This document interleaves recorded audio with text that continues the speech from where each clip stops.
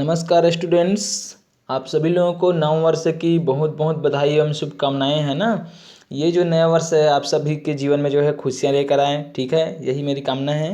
Okay, तो students हम लोग जो है पढ़ना शुरू करते हैं, ठीक है। जो पिछली क्लास जो हुई थी उसमें मैं आप लोगों को बताया था कि किस प्रकार से जो है ना जो है जो पिछली क्लास जो हुई थी उसमें हमने देखा था कि आयतन को जो है आयतन का मापन जो है किस प्रकार से किया जाता है ना।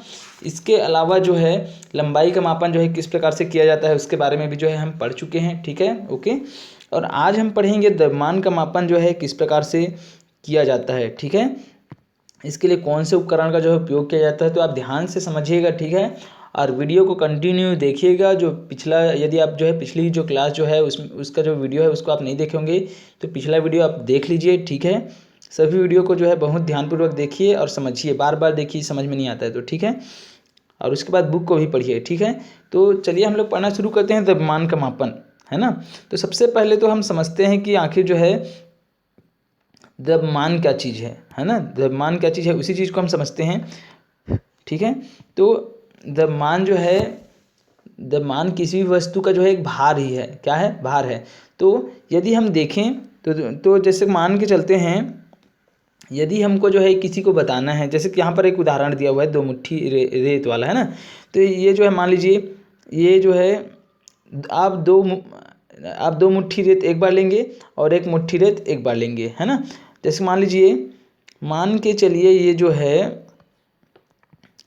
है एक मुट्ठी रेत है, मान के चलिए इसमें एक मुट्ठी रेत है ना। ये आपका हाथ है, मान के चलिए ये, है ना। जैसे मान लीजिए ये जो है आपका हाथ है, ठीक है, ये आपका हाथ है और ये भी आपका क्या है? हाथ है, मान के चलिए।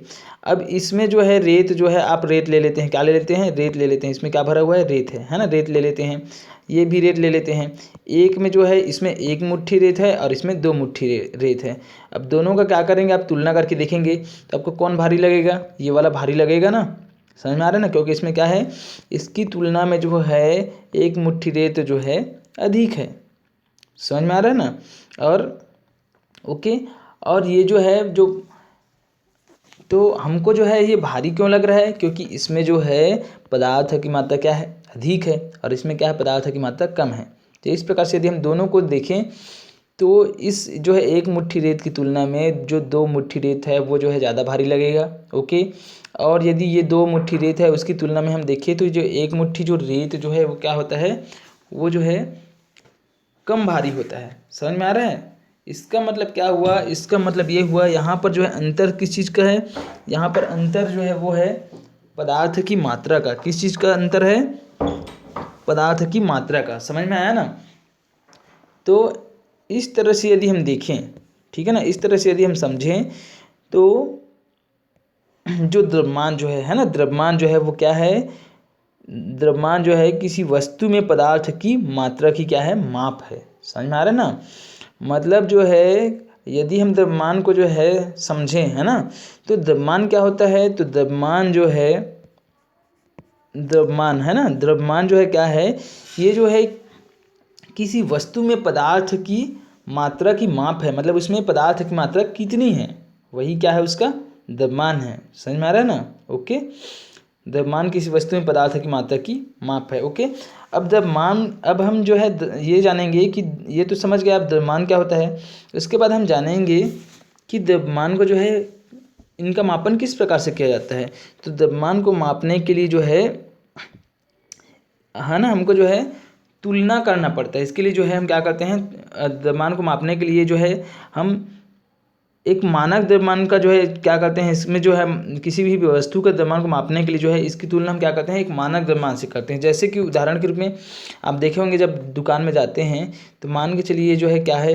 ये तराजू है, ठीक है। ये जो है क्या है? ये तराजू है ऐसा, ठीक है ना। यहाँ पर जो है ये क्या है? एक तराजू है, ठीक है ना। तो तराजू में जो है आप देखेंगे तो जो आप सब्जी खरीदने के लिए जाते हैं तराजू जो रहता है ना, तो एक साइड क्या करते हैं? इस प्रकार से तराजू रहता है, मान के चलिए एक साइड क्या करते हैं? एक साइड जो है बाट रखते हैं और एक साइड क्या रखते हैं? सामान को रखते हैं। तो जो बाट जो है मान लीजिए इस साइड बाट रखा हुआ है और इस साइड जो है मान लीजिए कोई सा भी वस्तु है, ऐसा कुछ भी वस्तु रखा हुआ है। तो ये जो बाट क्या है ना, यहाँ पर जो बाट जो है वो क्या है? बाट जो है एक मानक द्रव्यमान है, ठीक है ना। इसकी तुलना, है ना, इसी से जो है दूसरा जो वस्तु है उसका हम क्या करते हैं, तुलना करते हैं। और हम बताते हैं कि हमको 1 किलोग्राम सामान चाहिए, है ना, 1 किलोग्राम सामान चाहिए, मान लीजिए 1 किलोग्राम सब्जी चाहिए। तो एक साइड में क्या करता है, जो मानक द्रव्यमान जो रहता है ना, 1 किलोग्राम का जो बाट रहता है उसको रखता है, और दूसरे साइड क्या करता है, 1 किलोग्राम जो है सब्जी को चढ़ाता है ना, 1 किलोग्राम सब्जी को चढ़ाता है। इसका मतलब क्या है, तुलना ही तो कर रहे हैं ना। जो मानक द्रव्यमान है उससे हम क्या करते हैं, जो वस्तु है उसकी हम क्या करते हैं, तुलना करते हैं। समझ में आ रहा है।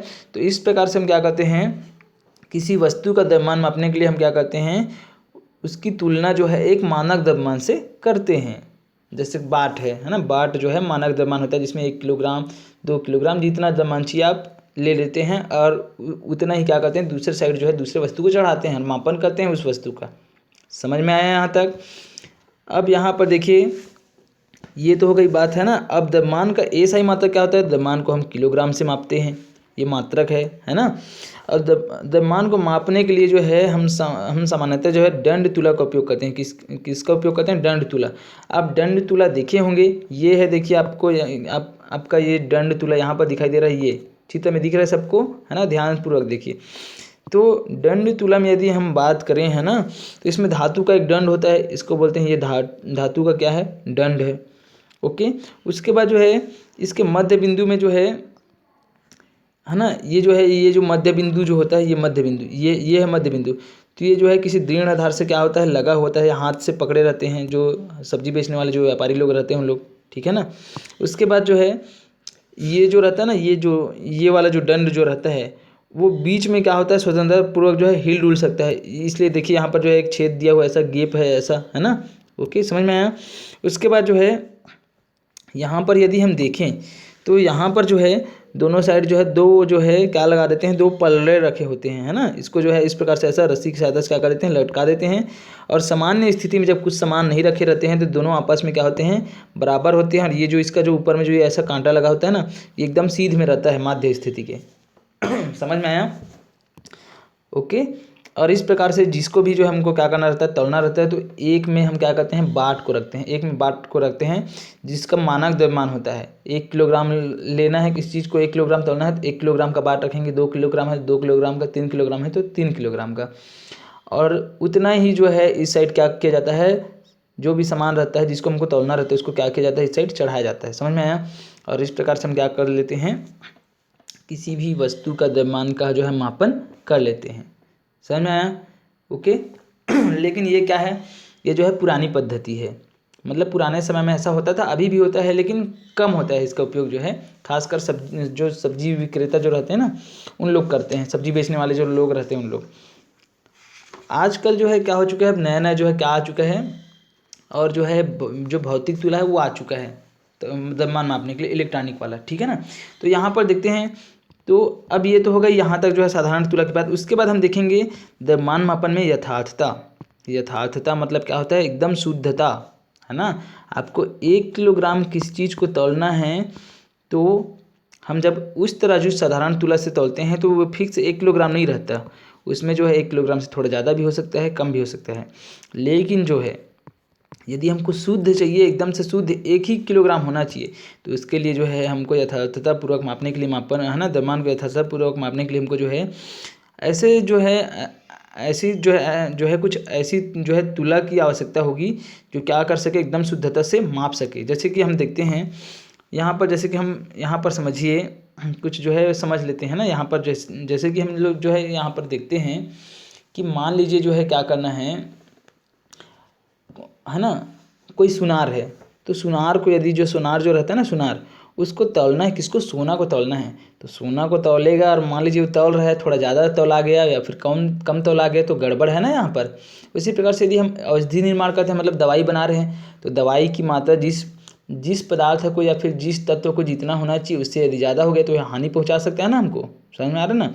इसी कारण से जो है हमको जो है किसी पदार्थ को जो है मतलब यथार्थता पूर्वक मापना बहुत जरूरी रहता है, किसी भी पदार्थ को। समझ में आ रहा है ना। ओके। किसी वस्तु को जो है यथार्थता पूर्वक जो है मापना आवश्यक रहता है। समझ में आ रहा है। और इसके लिए जो है हम साधारण तुला का प्रयोग नहीं कर सकते, इसके लिए हमको जो है ऐसे तुला की आवश्यकता ऐसे तुला की आवश्यकता होती है जो द्रव्यमान को जो है यथार्थतापूर्वक शुद्धतापूर्वक क्या कर सके, माप सके। तो उसके लिए हम उपयोग करते हैं भौतिक तुला या फिर रासायनिक तुला। ये जो होते हैं क्या होते हैं, अधिक जो है क्या होते हैं, ये जो है अधिक यथार्थतापूर्वक जो है क्या कर सकते हैं, माप सकते हैं किसी भी वस्तु के द्रव्यमान को। समझ में आया? देखिए यहाँ पर जो है, ये देखिए दो चीज़ें जो आपको दिखाई दे रही है यहाँ पर जो है दो तुला, एक है ये है भौतिक तुला और ये है इलेक्ट्रॉनिक तुला, ठीक है ना।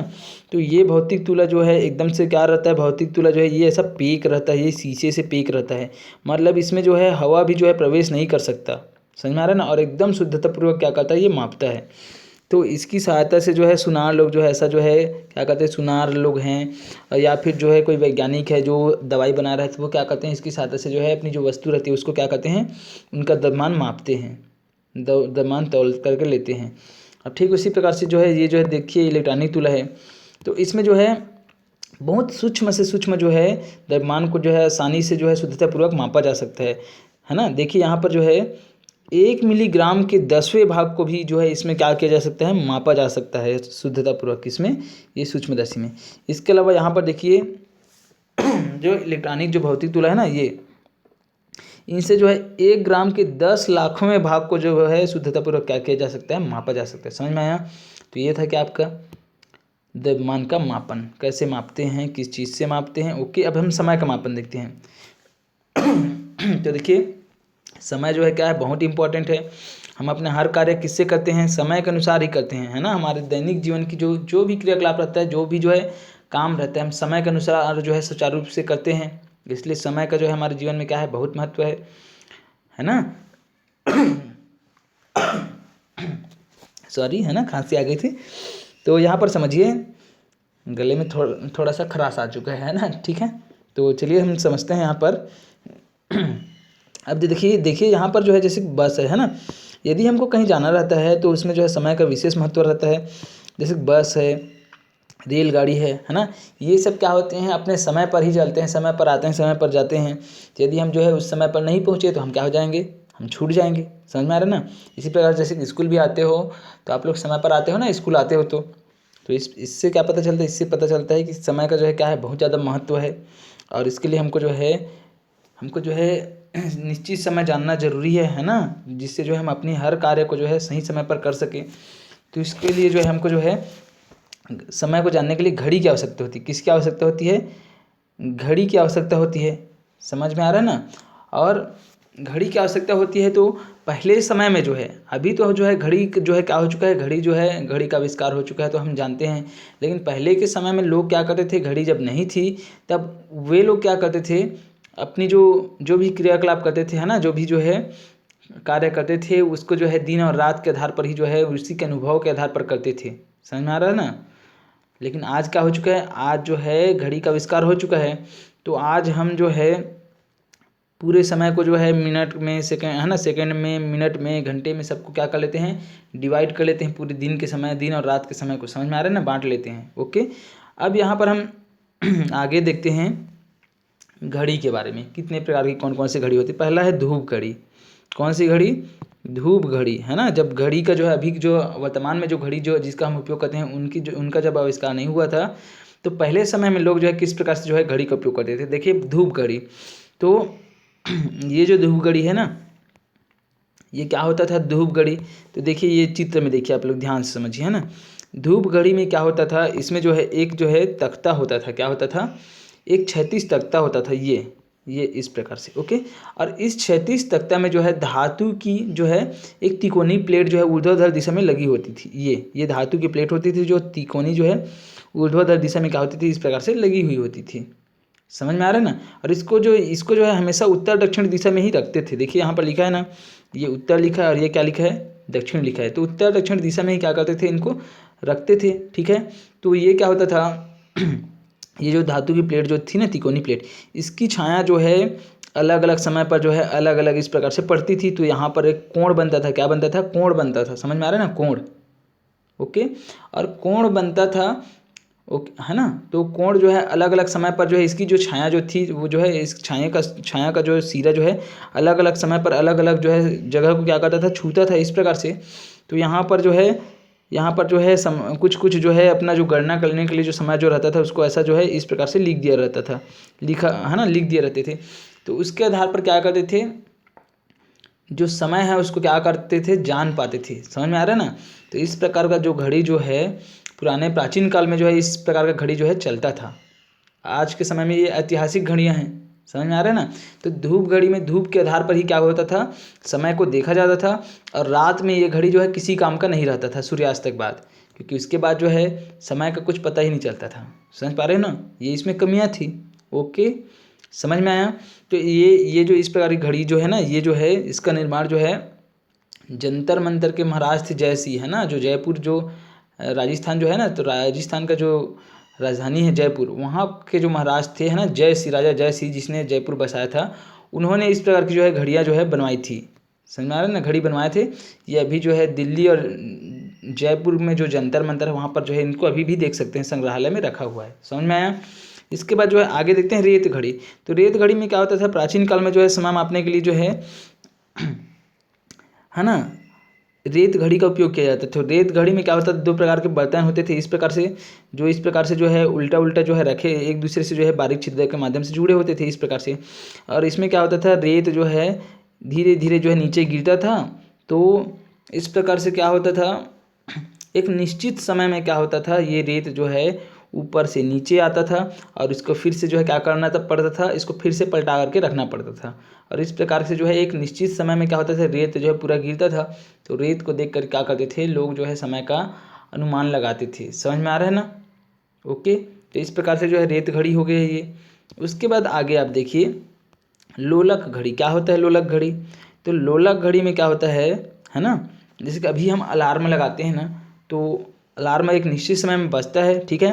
तो उसी प्रकार से जो है आधुनिक घड़ियों में भी समय मापने के लिए ऐसी घटनाओं का उपयोग करते हैं जो एक निश्चित समय में नियमित रूप से क्या हो, घटित हो। तो इसका जो है उदाहरण क्या है, लोलक घड़ी। ये देखिए ये है लोलक। समझ में आ रहा है ना, लोलक घड़ी का उपयोग किया जाता था अलार्म बजाने के लिए। समझ में आ रहा है ना, ये लोलक घड़ी हो गया। उसके बाद जो है इसमें भी समय का जो है टाइमिंग बताता था, ठीक है ना, लेकिन वो लोलक जो है एक निश्चित समय में बजता था। और अभी भी जो है लोलक घड़ी जिसमें वो जो है इधर उधर जो है क्या करते रहता है, गति करते रहता है। समझ में आया। उसके बाद है विराम घड़ी। कौन सी घड़ी है, विराम घड़ी। तो विराम घड़ी की खासियत क्या है, ये घड़ी जो है हम अपनी इच्छा अनुसार इसको क्या करते हैं, चालू करते हैं और बंद करते हैं। समझ में आ रहा है ना। मतलब जो है एक बार जो है ये वाला जो बटन जो है ना ऊपर में एक बार दबाओ तो क्या हो जाता है, तुरंत जो है चलना शुरू हो जाता है। और लेकिन जैसे ही हम क्या करते हैं उसको रोक देते हैं तो फिर से क्या हो जाता है, वो जो है फिर बंद हो जाता है, फिर चालू करें फिर चालू हो जाता है।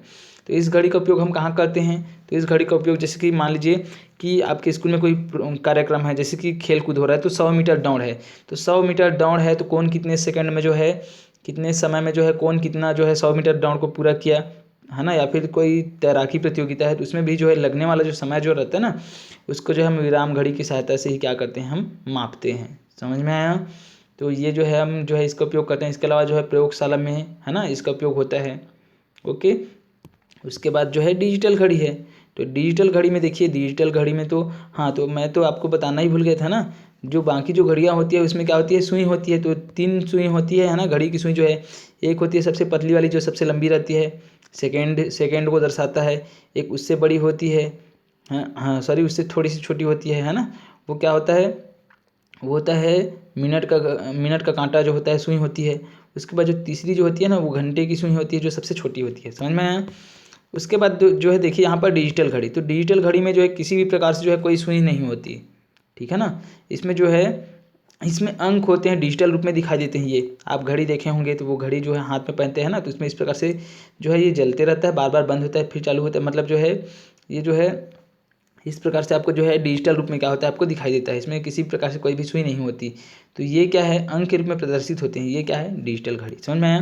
तो इस प्रकार से हमने सभी प्रकार के जो है हम घड़ी देख लिए, किस प्रकार समय का मापन किया जाता है और किस प्रकार से द्रव्यमान का मापन किया जाता है, और जो तुला जो होते हैं कितने प्रकार के होते हैं और किस प्रकार से उसमें जो है मापा जाता है ना, जो द्रव्यमान को जो है ना।